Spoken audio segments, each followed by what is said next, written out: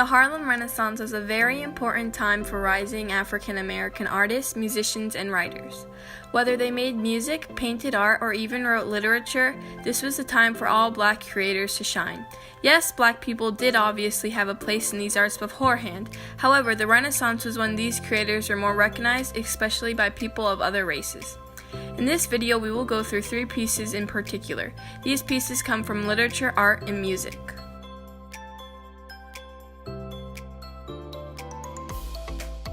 To start off, the literature piece Epitaph by Gwendolyn Bennett is a poem about, well, an epitaph. Epitaph is a phrase or form of words written in memory from someone who has just passed.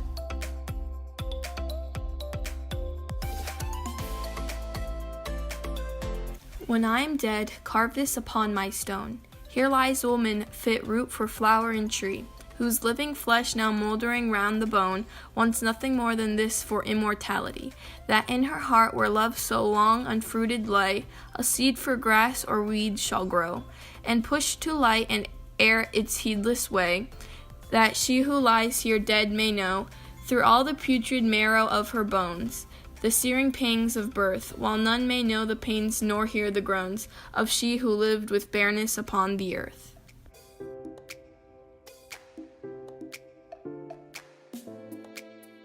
The theme of this poem is about pain and loneliness, as well as longing for a better life. Gwendolyn Bennett was most likely talking about herself in a first-person point of view.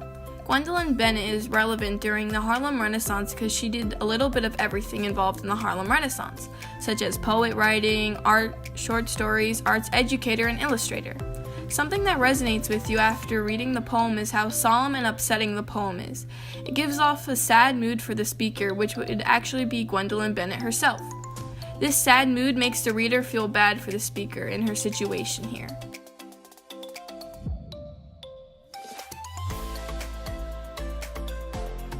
From Slavery Through Reconstruction by Aaron Douglas is one of the most famous pieces of Aaron Douglas. He developed his art career painting murals and creating illustrations that addressed social issues around race and segregation in the United States by utilizing African-centric imagery.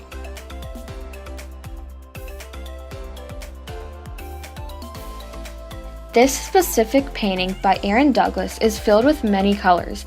Right when you look at the painting, you can identify there to be many people, each doing different things. It looks like most of the people are people of color, but there are also people of the white American race. The black people are playing music, and it looks like the white people are enjoying what the blacks are creating.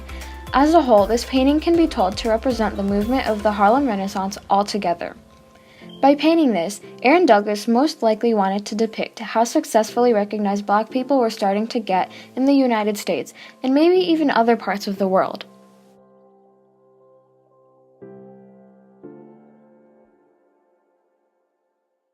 Viewers that are colored can get feelings of self-confidence, pride, and empowerment when looking at this great piece of art, especially ones that took part in the movement.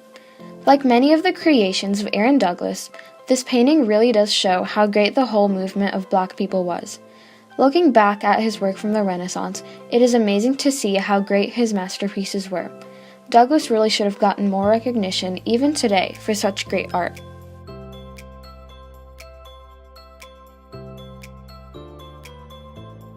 Music was also a huge part of the Harlem Renaissance.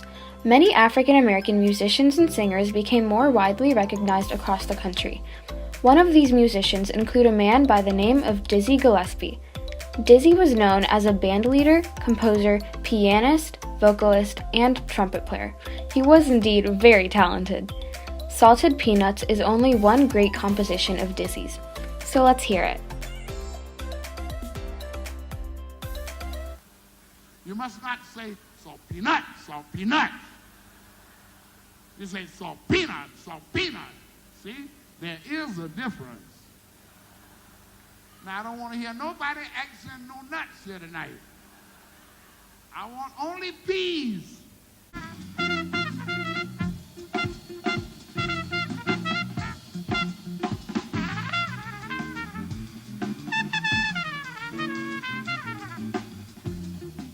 Boom. Boom. Boom. Boom. Now, obviously, Dizzy's not much of a singer, and we can really tell that by just hearing one of his compositions. In fact, he really is more of a vocalist and music maker. The musician uses his mouth to vocalize different sounds to the beat of the instruments. This unique technique of creating special sounds is what makes Dizzy so special. It makes his music very enjoyable to listen to and watch him perform. After listening to each of his great creations, listeners and viewers are left in a positive state of awe. Dizzy Gillespie was so special, and after taking a deeper look into his music career, we definitely know what made him so incredibly recognized.